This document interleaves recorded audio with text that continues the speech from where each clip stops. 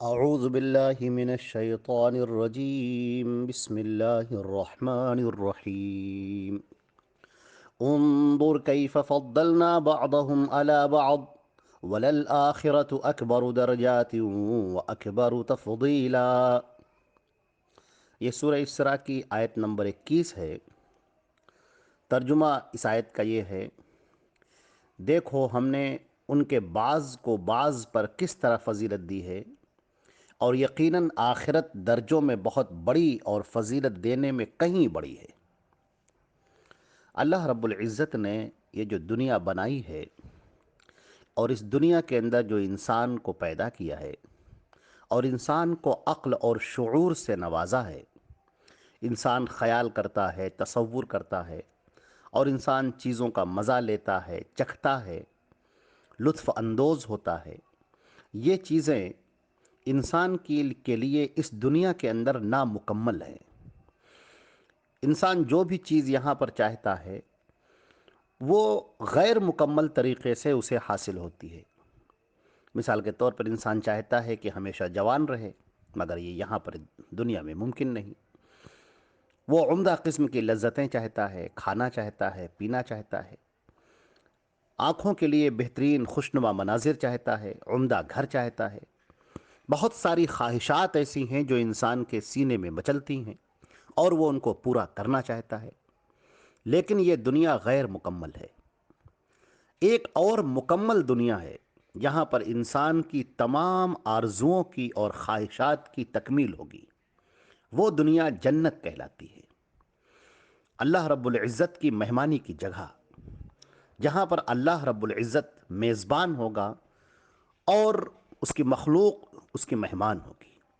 جہاں پر اللہ رب العزت اپنی مرضی سے لوگوں کو وہ نعمتیں عطا کرے گا جو نعمتیں ان کے خواب و خیال میں بھی نہیں آئی ہوں گی اور ان کے تصورات کے پرے ہوں گی۔ ان کی ان آرزوؤں کی بھی تکمیل ہوگی، ان خواہشات کی بھی تکمیل ہوگی جو وہ دنیا میں چاہتے تھے۔ اب وہ جو چیزیں ان کو ملیں گی وہ اس سے کہیں زیادہ ملیں گی اور اس سے بڑھی ہوئی ملیں گی۔ ان کی صحت میں اضافہ کر دیا جائے گا، ان کے قد میں اضافہ کر دیا جائے گا۔ حدیث میں آتا ہے کہ جنت میں جب لوگ داخل ہوں گے تو ان کے قد تمہارے باپ آدم علیہ السلام کے قد پر ہوں گے، یعنی تقریباً 60 ذراع، 60 فٹ کے ہوں گے تقریباً وہ۔ اور ان کے اندر قوت میں اضافہ کر دیا جائے گا، بدن کی صحت میں اضافہ کر دیا جائے گا، لذتوں میں اضافہ کر دیا جائے گا، زبان کے ذائقے میں اضافہ کر دیا جائے گا۔ وہاں پر جو چیزیں ان کو ملیں گی جنتی وہ دیکھیں گے تو کہیں گے وہ اتو بھی متشابہہ۔ جب ان کے سامنے چیزیں لائی جائیں گی تو وہ کہیں گے ارے یہ تو وہ نعمتیں ہیں جو وہ دنیا کی نعمتیں ہیں، لیکن جب وہ اسے چکھیں گے اور جب اسے کھائیں گے تو وہ کہیں گے کہ اوفو، یہ تو لذتوں میں کہیں زیادہ بڑھ کر ہے۔ تو خواہشات کے مکمل ہونے کی جگہ وہ جنت ہے، جہاں پر جوانی ہی جوانی ہے، جہاں پر پریشانی اور غم کا کوئی مقام نہیں، کوئی جگہ نہیں، جہاں پر نہ حزن ہوگا، نہ ملال ہوگا، نہ انسان کو کوئی فکر ستائے گی، نہ پریشانی ہوگی، صرف مزہ ہی مزہ ہوگا، آرام ہی آرام ہوگا، آسائش ہی آسائش ہوگی، اور ہر طرح کا سکون انسان کو میسر ہوگا۔ وہ آرام سے بیٹھیں گے، دوستوں سے ملاقاتیں کریں گے اور آرام سے انجوائمنٹ کی پوری زندگی گزاریں گے۔ کوئی فکر نہیں، کوئی ملال نہیں، اپنے رب کا دیدار ہوگا، اللہ رب العزت کا دیدار ہوگا، اور اللہ رب العزت کے دیدار کی جو لذت ہوگی وہ ہر لذت سے بڑھ کر ہوگی۔ تو اللہ رب العزت نے یہ بات ارشاد فرمائی کہ یہ جو دنیا ہے، اس دنیا کے اندر جو چیزیں نامکمل ہیں ان میں سے بہت ساری ایسی چیزیں ہیں جن کی انسان تمنا کرتا ہے۔ اس دنیا میں ہم نے لوگوں کو الگ الگ فضیلت دے رکھی ہے، بعض کو بعض پر دنیا میں فضیلت دے رکھی ہے، اور یہی چیزیں آخرت میں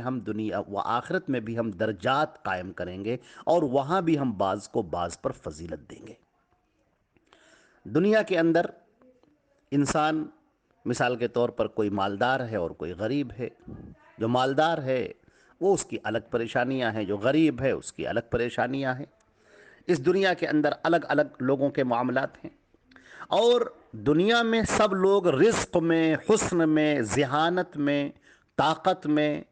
اقتدار میں، ہر چیز میں ایک جیسے نہیں ہیں، چاہے مومن ہو چاہے کافر ہو۔ یہ چیزیں مومن کے پاس بھی ہو سکتی ہیں اور کافر کے پاس بھی ہو سکتی ہیں۔ مگر یہ دنیا فانی ساری کی ساری یعنی پوری دنیا بھی اللہ کے ہاں کوئی قیمت نہیں رکھتی۔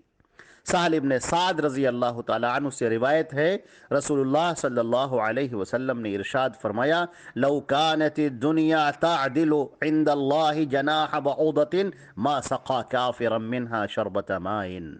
یہ ترمذی کتاب الزہد کی روایت ہے، اور امام البانی رحمہ اللہ نے اسے صحیح قرار دیا ہے۔ اگر دنیا اللہ تعالیٰ کے ہاں مچھر کے پر کے برابر بھی ہوتی تو کافر کو پانی کا ایک گھونٹ بھی پینے کو نہ دیتا۔ آخرت میں اسی طرح جہنم کے جو درکات ہیں اور جنت کے جو درجات ہیں، اس کا فرق بھی اس سے کہیں زیادہ بڑھ کر ہوگا۔ یہ بات سب سے اہم ہے اور یہ جان لینے کی ہے کہ دنیا تو ختم ہو جائے گی۔ دنیا کے اندر مثال کے طور پر کوئی غریب تھا تو ایک نہ ایک دن تو اس کی موت ہو جائے گی، ختم ہو جائے گی، اس کی مفلسی لاچاری ختم ہو جائے گی۔ لیکن آخرت کی جو زندگی ہے وہ ہمیشہ ہمیش کی زندگی ہے۔ لہٰذا اگر انسان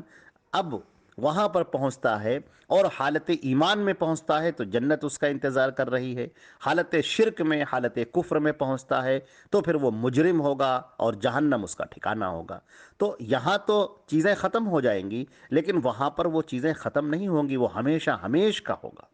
جو جنت میں گیا وہ ہمیشہ ہمیش کے لیے گیا، جو جہنم میں گیا وہ ہمیشہ ہمیش کے لیے گیا۔ لہذا اس کی فکر کرنی چاہیے کہ ہم وہ کام کریں جو جنت میں جانے والے ہوں،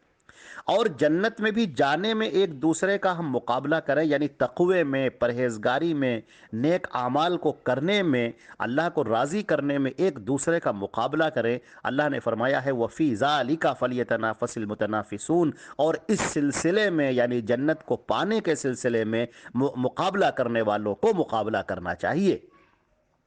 حضرت ابو سعید خدری رضی اللہ تعالی عنہ راوی ہیں، بخاری کی روایت ہے، فرمایا ان اہل الجنت یتراءون اہل الغرف من فوقهم کما تتراءون الكوكب الدری الغابر فی الافق۔ ترجمہ، یہ روایت بخاری کی بھی ہے اور مسلم کی بھی ہے، دونوں متفق علیہ روایت ہے۔ یہ اہل جنت اپنے اوپر بالا خانوں والوں کو اس طرح سے دیکھیں گے جس طرح مشرق و مغرب میں دور کسی چمکدار ستارے کو دیکھتے ہیں، باہمی درجات میں کمی بیشی کی وجہ سے۔ لوگوں نے کہا اے اللہ کے رسول، یہ تو پھر انبیاء کی منازل ہوں گی جہاں کوئی دوسرا نہیں پہنچ سکتا؟ فرمایا کیوں نہیں، اس ذات کی قسم جس کے ہاتھ میں میری جان ہے، یہ وہ مرد ہوں گے جو اللہ پر ایمان لائے اور انہوں نے رسولوں کی تصدیق کی۔ معلوم یہ ہوا کہ جیسے ہم چھت پر جب کھڑے ہوتے ہیں تو ہم دور کسی ستارے کو دیکھتے ہیں، دور کسی ستارے کو چمکتا ہوا دیکھتے ہیں، یہ فرق ہوگا منزلوں کا۔ اسی طریقے سے جنت میں جب لوگ جائیں گے تو جنت میں سارے لوگ برابر نہیں ہوں گے۔ ظاہر سی بات ہے کہ سب سے بڑا مرتبہ حضرت محمد مصطفیٰ صلی اللہ علیہ وسلم کا ہوگا، جو سید الاولین والآخرین ہیں، خاتم النبیین ہیں اور تمام انبیاء کے سردار ہیں۔ چنانچہ سب سے بڑا مرتبہ جنت میں آپ کا ہوگا، اور اس کے بعد دیگر انبیاء کرام علیہم الصلوۃ والسلام کا ہوگا، اور اس کے بعد پھر بہت سارے مراتب ہیں جن میں شہداء و صالحین و صدیقین سب شامل ہیں۔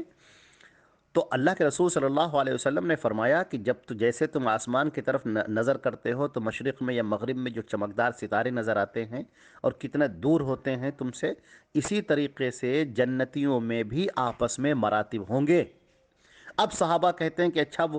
اس کا مطلب یہ ہے کہ وہ رسولوں کے درجات میں فرق ہوگا؟ آپ نے فرمایا نہیں، وہ جو بلند مرتبہ ہے وہ ایک اس شخص کا بھی ہوگا جو اللہ اور اس کے رسول پر ایمان لایا،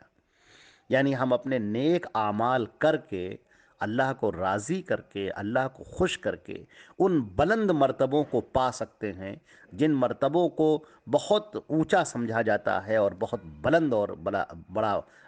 بہت ہی عالی سمجھا جاتا ہے، ان مرتبوں کو بھی ہم پا سکتے ہیں۔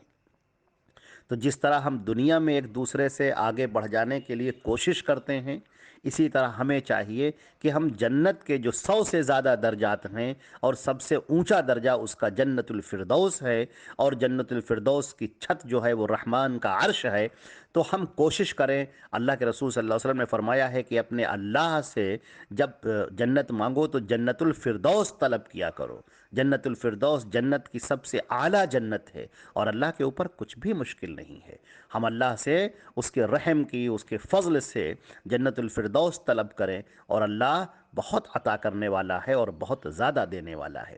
لہذا جیسے ہم دنیا میں پیسوں میں ایک دوسرے کا بڑھنے کا مقابلہ کرتے ہیں، نوکری پانے کے لیے مقابلہ کرتے ہیں، کوئی منصب مقام پانے کے لیے ایک دوسرے کا مقابلہ کرتے ہیں، اونچا گھر بنانے کے لیے ایک دوسرے کا مقابلہ کرتے ہیں، اس دنیا میں ایک ریس لگی ہوئی ہے ایک سے دوسرے کو آگے آگے بڑھ جانے میں، تو ہمیں چاہیے کہ دنیا تو فانی ہے، تو ختم ہو جائے گی، ایک نہ ایک وقت ایسا آئے گا کہ ہم اس دنیا کو چھوڑ کر چل دیں گے۔ لہٰذا ہمیں مقابلہ کرنا چاہیے اس دنیا کے لیے جو مکمل دنیا ہے، جہاں پر ہماری تمام خواہشات اور آرزوؤں کی تکمیل ہوگی، اور اس میں ہم بلند مرتبہ حاصل کرنے کے لیے مقابلہ کریں، اس میں ہم سب سے آگے بڑھ جانے کے لیے مقابلہ کریں، اور اس میں ہم جنت الفردوس کو پانے کے لیے مقابلہ کریں، وہاں پر ہم نبی کریم صلی اللہ علیہ وسلم کی شفاعت پانے کے لیے ہم مقابلہ کریں، ہم نبی کریم صلی اللہ علیہ وسلم کی شفاعت کو حاصل کرنے کے لیے ایک دوسرے سے آگے بڑھ کر درود پڑھنے میں، کلمہ پڑھنے میں ایک دوسرے کا مقابلہ کریں، نیکیاں کمانے میں ایک دوسرے کا مقابلہ کریں، نیک اعمال کرنے میں ایک دوسرے کا مقابلہ کریں کہ ہم آگے نکل جائیں، فلاں سے آگے نکل جائیں، ہم اس کی فکر کریں، کیونکہ وہ جو دنیا ہے وہ ہمیشہ رہنے والی دنیا ہے، اور یہ جو دنیا ہے یہ ختم ہو جانے والی دنیا ہے۔ اللہ رب العزت ہمیں اور آپ کو عمل کرنے کی توفیق عطا فرمائے۔ اس آیت کا ایک مرتبہ ترجمہ ہم پھر پیش کر دیتے ہیں کہ انظر کیف فضلنا بعضهم علی بعض، دیکھو ہم نے ان کے بعض کو بعض پر کس طرح فضیلت دی ہے، یعنی کچھ لوگوں کو کچھ لوگوں پر جو ہم نے فضیلت دے رکھی ہے اس کو دیکھو، وللآخرہ اکبر درجات، اور آخرت کا جو معاملہ ہے، آخرت کی جو زندگی ہے، وہاں کی جو نعمتیں ہیں، وہاں کے جو درجات ہیں، وہ درجات یقیناً آخرت درجوں میں بہت بڑی ہے، وہ اکبر التفضیلہ، اور فضیلت دینے میں کہیں زیادہ بڑی ہے، یعنی تم کو اس کے لیے مقابلہ کرنا چاہیے جو آخرت کی زندگی ہے، جنت کو پانے کے لیے ایک دوسرے کا مقابلہ کرنا چاہیے۔ والسلام علیکم ورحمۃ اللہ وبرکاتہ۔